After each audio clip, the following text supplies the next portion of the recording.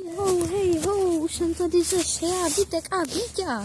Omlouvám se za to krátký video, my jsme chtěli jenom obrátit obrazovku, aby jsem to nenatáčel úplně divně. Dejte like, podpoříte nás tím, kapa. Ještě Vítkův kanál Vítek Valoušek. Já, ještě tím. Takže to, co jsme tady dělali i v minulém videu, co to viděli. Zezumujem to.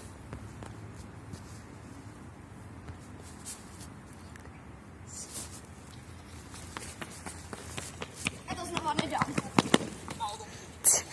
Takový rekt na blízko.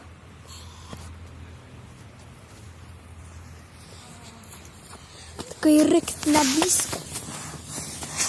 Já to mám hrozně moc zimnou. To má fakt neskoušet. To není smrtelný, Vítku. Není. To tě ani nebolí. Bolí. Kámo, ale pochop, když se odřeš ruku na špinavě. Mě jezdíme Tak jako to bolí. prase. Mě taky. Co děláme zas? Já vím.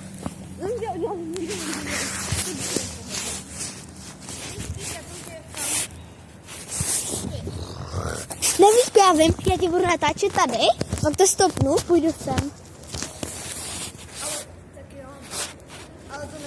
Ale uděláš fake rozeběh. No tak, co tady vymyslí naše Borka? Já vím co, ale... Dobrý, takže...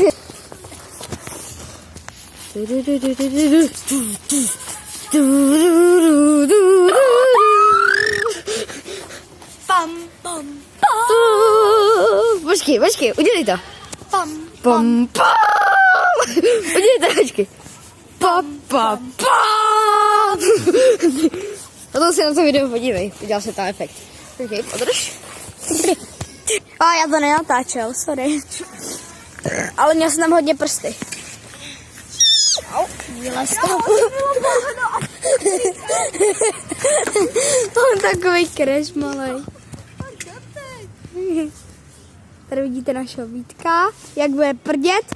Koukáme se, jestli dá paty, nebo... Ne, počkej, ještě ne. Takový paty. Tady je takový. Něco začíná pískne. Já to ukážu divákům.